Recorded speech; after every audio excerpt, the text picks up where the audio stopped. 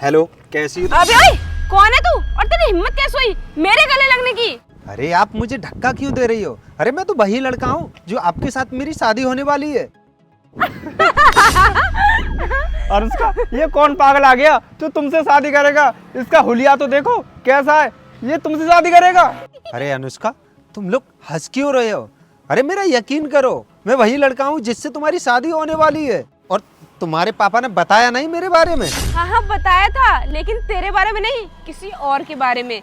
और वो आज मुझसे मिलने के लिए आ रहा है। वो करोड़पति है, तेरे जैसे ना वो अपने घर में नौकर भी न रखे और चला है मुझसे शादी करने के लिए। पता नहीं कहाँ से आ जाते हैं, गवार कहीं का। अरे अनुष्का, तुम्हें ना गलतफहमी हो गई है। और जिस करोड़पति के बारे में तुम्हारे पापा ने बताया है ना, वो करोड़पति मैं ही हूँ। और जिससे तुम्हारी शादी होने वाली है ना, वो ही लड़का मैं ही हूँ। तुझे क्या लगता है तू कुछ भी बोलेगा और हम तेरी बातों पर विश्वास कर लेंगे? बेटा, हम ना इंसान के कपड़े देखकर उसकी औकात का पता कर लेते हैं कि वो है कैसा। और तूने ही 100-150 रुपए के कपड़े क्यों पहन लिए? तू अपने आप को करोड़पति समझ रहा है? बेटा, करोड़पति लोग ना ऐसे कपड़े नहीं पहनते, ब्रांडेड कपड़े पहनते हैं जो कि मॉल में मिलते हैं। ओए, तू चुप रह। अनुष्का, मुझे एक बात बताओ, तुम्हें कपड़े देखकर शादी करनी है या इंसान को देखकर शादी करनी है? तू किसको चुप रहने के लिए बोल रहा है? तुझे पता है ये कितना अमीर है और ये मेरा दोस्त है। इसके पास कम पैसा नहीं है, बहुत पैसा है इसके पास। अनुष्का, ये तुम क्या पाठ पढ़ाई जा रही हो गरीब और अमीर का? अरे जब तुम्हारे पापा ने मुझे बोला कि लड़की देखने चले जाओ और तुम्हारे लिए भी भेजा, जब देखने के लिए मैं आया हूँ तो तुम वो चीज तो बात नहीं कर रही और गरीब अमीर का पाठ पढ़ाई जा रही हो और मेरी बेइज्जती पे बेइज्जती कराई जा रही हो। अरे यार, मेरा किस गवार से पाला पड़ गया। अगर मेरे होने वाले हस्बैंड ने इसके साथ देख लिया ना तो वो शादी भी कैंसिल कर देगा। अब तू ही बता मैं क्या करूं? इसकी बात छोड़ो, इसे तो मैं अभी धक्के मार के निकाल देता हूँ। और मुझे एक बात बताओ, जो लड़का तुमसे मिलने आ रहा है उसे तुमने कभी पहले देखा है कि नहीं?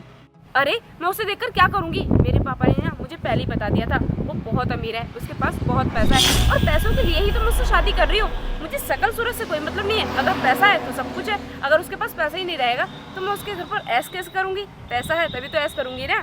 क्या अनुष्का, तुम उससे पैसे के लिए शादी कर रही हो? जी हाँ, मैं उससे पैसों के लिए ही शादी कर रही हूँ। लेकिन हाँ, अगर इसके बारे में तूने उसे कुछ बताया तो मैं तेरा बहुत बुरा हाल करूंगी। अच्छा, तो इसका मतलब तुम उस लड़के से पैसे के लिए शादी कर रही हो।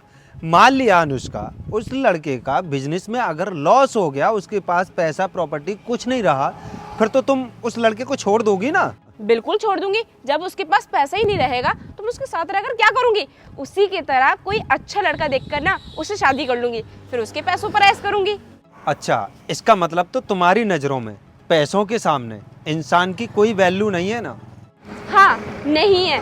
पैसा है तो सब कुछ है, पैसा नहीं है तो कुछ भी नहीं। जिसका मतलब अनुष्का, जिस लड़के से तुम शादी कर रही हो तो उससे शादी नहीं, उसके लिए तो तुम धोखा दे रही हो ना? सर, ये लो फाइल चेक कर लो। अरे तुम इस गवार को सर क्यों बोल रहे हो और इसके हाथ में फाइल क्यों दे रहे हो? मैडम, आप ये कैसी बातें कर रही हो? सर ना इस कंपनी के ओनर हैं। क्या ये इस कंपनी के ओनर है? ऐसे कैसे हो सकता है? ये लो, मैं साइन ऊपर आकर कर दूंगा। क्या कहा मैडम तुमने? ऐसा कैसे हो सकता है?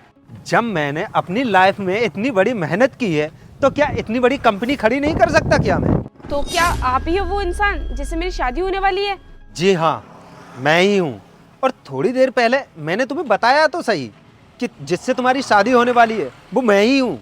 और आप तो लेकिन मेरी बातों पर विश्वास ही नहीं करी जा रही और मेरी बेइज्जती पे बेइज्जती करे जा रही, क्योंकि मैंने कितनी बार बोला कि जिससे तुम्हारी शादी होने वाली है वो लड़का देखने आ रहा है, वो मैं ही हूँ। लेकिन तुम तो समझ ही नहीं रही अपने घमंड में। एक्चुअली बात कुछ ऐसी है कि मुझे तुम्हारे बारे में पता नहीं था, इसलिए मिस्टेक हो गई। प्लीज मुझे माफ कर दो।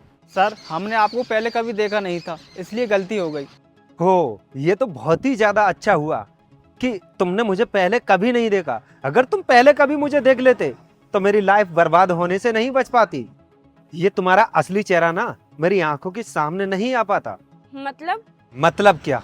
थोड़ी देर पहले तुम ही ने तो कहा था कि मैं पैसों के लिए शादी कर रही हूँ, कोई इंसान से शादी थोड़ा ही कर रही हूँ।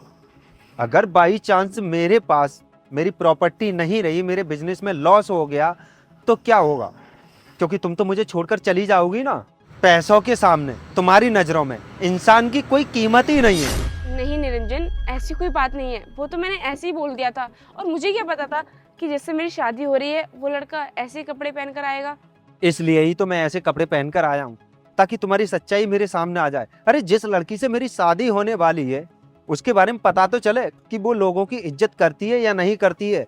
लेकिन मुझे ना ऐसी लड़की से शादी करनी है जो मेरी और मेरे घर परिवार की इज्जत करती हो और मेरे मम्मी पापा का अच्छे से ख्याल रखे।